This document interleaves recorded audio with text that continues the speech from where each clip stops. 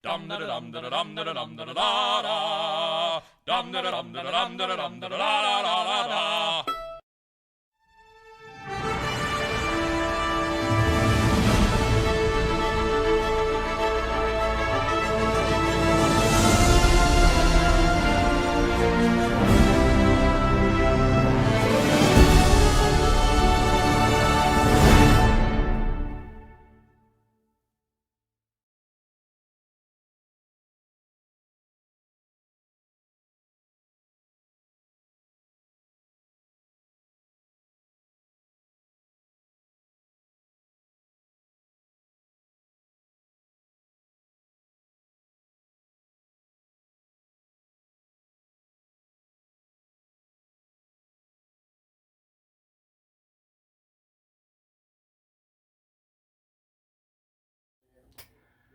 Okay, this is going to be my entry into the D-Day group build being hosted by Charlie Mack.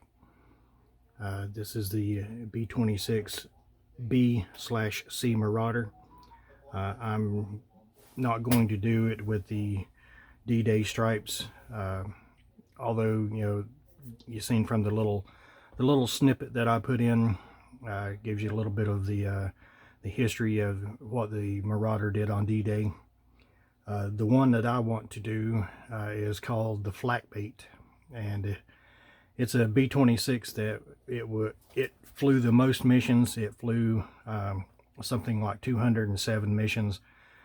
It had over 1,100 bullet holes in it. It came back, it returned to the base several occasions with only one engine.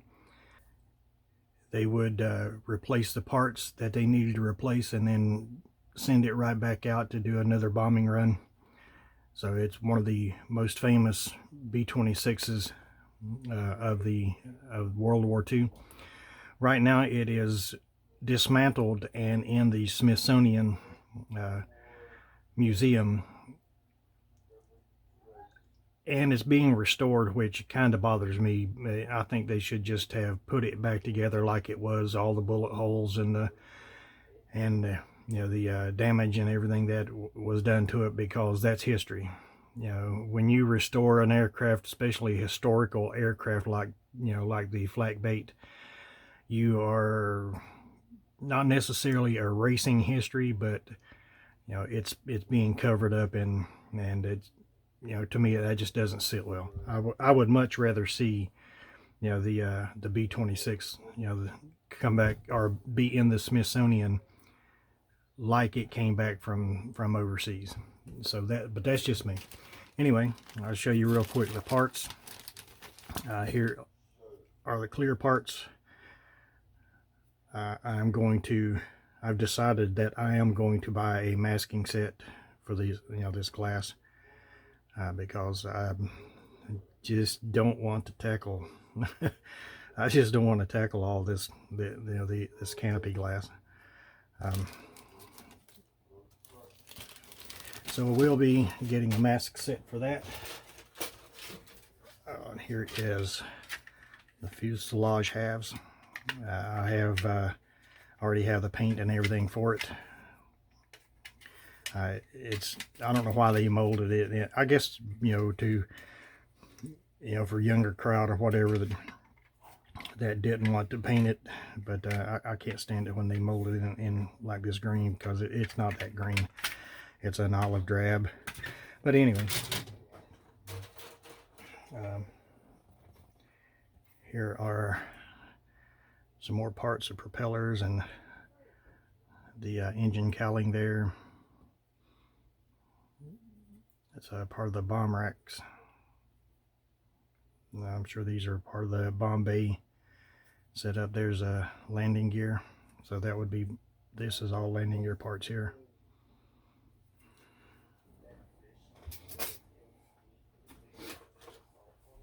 Here is one of the wing halves that was off the sprue tree.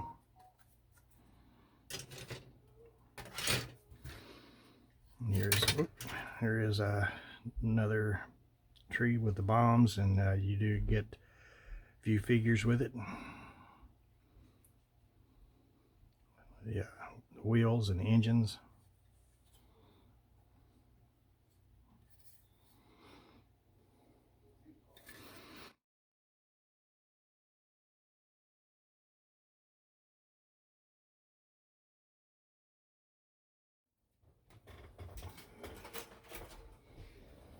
Here's another wing section. And this is a loose part. I think that may be one of the end caps for the engine nacelle. I believe I'll put that back there.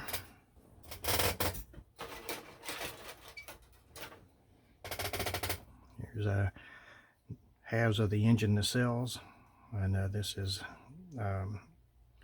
bulkheads. You know, you got detail on this side of it, which a lot of this you're not going to see when you close it up. It's got the raised panel lines. This is an old Revell tooling, so it's got the raised panel lines.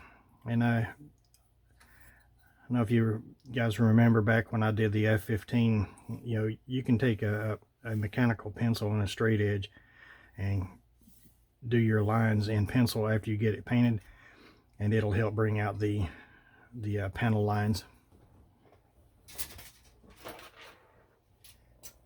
And here's the last sprue, and I got a few remaining pieces that have come off the tree.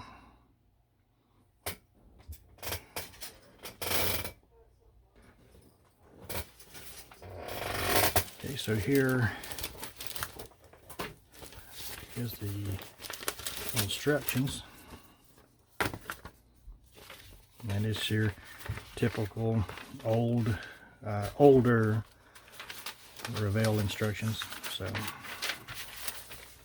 nothing fancy. This is just an insert here. I have the kit supply decals are in the window in my shop right now because they're getting the sun treatment. For those of you that don't know, if you have yellowed decals, you can place them in a window. Always put them in a plastic bag, like a Ziploc bag, and then put them on the window, or in the window, on the inside of the window, facing the sun, so they get as much sun during the day as possible. And it will bleach the decals back out for the most part. Some of them you can't help if they're too yellowed. But if you just have a little bit of yellowing to your decals, then over days, you know, sometimes it takes weeks. I've had decals, and I've saved the decals, but I've had decals take up to a couple of weeks to really get the yellow out of them. I mean, it all depends on the decal. But I ordered these decals here, and these are the ones for flak bait. These are all the bombing missions. And let's see, there was one.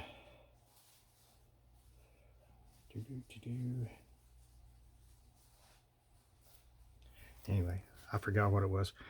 Won't be using these, just the ones here for the bombing missions, and the light blue stars and bars. Then you have another set of decals for another B-26. This is what the flak bait looks like, and this is the other version for these decals. But that's it. Like I say, the kit supply decals are in the window. I'm trying to get